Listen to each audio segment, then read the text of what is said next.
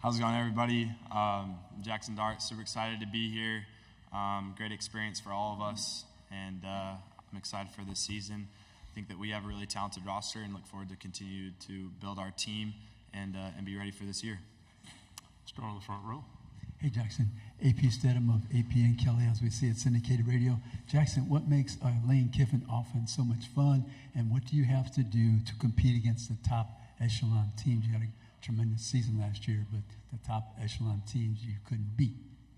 Yeah, I think Coach Kiffin is the best offensive mind in college football. His ability to adjust mid-game, being able to adjust on the fly is unlike anything I've ever seen before. He's just super gifted that way. And at the same time, he's somebody who can really form and mold an offense based on his personnel. He doesn't run the same offense every year. He bases it off his personnel and being able to put his team in the best situation to succeed. And I've grown and learned so much from him, and I'm very grateful to be able to play under him. And I think from a team standpoint, I kind of mentioned it in my opener, just, we bring in a lot of talent through the transfer portal, and we're able to retain a lot of guys. But talent doesn't make a team. So we got to continue to grow together and develop our culture. Left side. Jaxson, Bradley Davis, WAPT Sports in Jackson. So last year, in that quarterback battle, now you come to this year, pretty much the clear-cut number one in camp. I saw you in the media group, a lot of people want to speak with you, right? The Heisman voting stuff, just, and Kiffin talks about that rat poison. Just talk about going from a year ago, how you were in that competition, to now you're the guy and have those expectations on your shoulders, how it was different mentally for you coming into this season. Yeah, quite honestly, from a perspective standpoint, I didn't really ever feel like my job was in doubt or anything like that from last season. I always felt like I was the guy the moment I step on campus here. I've always been somebody who's always chased after a goal, chased after a dream, and it's been something that I've set out for since I was a little kid. So from that standpoint of, me competing against somebody or not, I feel like I'm always competing against myself. But Coach Kiffin does a great job of being able to create those environments and create those atmospheres, and really helps you develop from one year to the next. Front row. Jaxson, Oklahoma and Texas are entering the SEC. I wanted to ask you just a little bit about rivalries, and can you kind of describe the Egg Bowl and just the intensity of that rivalry to some of these OU Texas fans who think they have the biggest rivalry in the country? Yeah, I think the Egg Bowl is the least talked about rivalry in college football, but is the most intense rivalry in college football. The whole state is completely divided over it, and it's super personal. It's a very personal game. You could go from winning every game in the season and losing that one, and then in some ways you feel like the season's a fail. But it's a great atmosphere, great environment to play in. Obviously, I'm from Utah, so I didn't grow up really understanding it, but I've been on both sides of it, and let's just say it's way easier going throughout an off season with winning it. So I love it, and I love being a part of it. Left side. Michael Cobble, WBRZ TV in Baton Rouge, Louisiana. I'm just curious, you used the word growth a couple of times. How do you feel or in what area have you grown the most, maybe in the last year and a half? And Brian Kelly mentioned the LSU Ole Miss game last year as a turning point for them, kind of understanding where they needed to improve defensively. How did that outcome maybe springboard you guys in a positive direction? Yeah, I think growth just kind of naturally happens when you're in a system for consecutive seasons. But at the same time, I feel like I've grown a ton in just like my leadership qualities and being able to, make those relationships with my teammates so that they can trust me and, in high intense moments, you could say. But I think the biggest thing for me through my growth has been leadership and being able to kind of bring along the guys and set a standard and an expectation. From the LSU game, that was probably one of my favorite college football games I've ever played in. Just like an old school shootout, not a lot of defense being played that game, but it was a lot of fun, and I think it definitely springboarded us throughout the season, just giving us a ton of confidence and knowing that regardless of if we're down 2 scores in the fourth quarter, to never stress and that we can pull it out in the end. Right side, second row.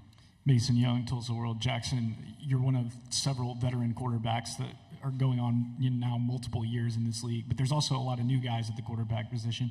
Any advice for those guys just in terms of what it takes to excel at that position in this league?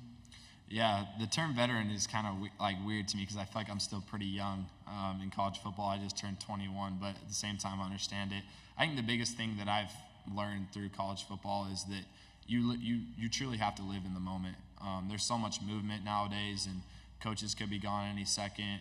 With the transfer portal, you could see a teammate one day, and the next day he's gone. So just trying to get as much as you can and taking every moment and taking advantage of it. It's a lot of fun, and a lot of people, I think, mistake that, you always got to be intense, and you do, but at the same time, it's a lot of fun, and if you don't have a lot of fun playing this game, then it's going to be kind of miserable. So I wish I did kind of appreciate and have a little bit more fun early on in college football, but I'm super grateful for it. Left side. Trevor Denton, Way 31 over here. Jaxson, you've said you're a big Star Wars fan. You got the eye black modeled after Anakin Skywalker. My question is, what Star Wars character do you feel like most resembles Lane Kiffin? What do you think is the closest for him, the closest comp? It's Yoda, easily. His wisdom, his knowledge. Coach Kiffin's been through a lot throughout his coaching career. He was the youngest head coach to ever, coach in the NFL during his time there. And I feel like he's coached at a high level, at every level. And he's been somebody that I've learned a lot from and has shed a lot of his wisdom off to me. On the aisle. Yeah, Jaxson, Evan Camico, Pig Trail Nation. Curious for you, what so far have you seen about Chris Pupal that really sticks out to you? Yeah, he's super strong. He's a super physical player. I think he's somebody that wants to embrace that role for a defense, just his toughness and physicality. At the same time, I thought that he's learned this defense at an incredibly fast pace. It's hard coming into, a defense and not having any experience in it and then excelling at it. So I thought he's done a great job in that department. And then, just the way that he's attacked this offseason and try to take that role to be one of the best linebackers in the country. We have 3 final questions to go on the aisle here and in the back, and then we'll finish here. Jaxson, good to see you again. I'm David Edelstein with WJTV, the CBS station in Jackson. Perfect.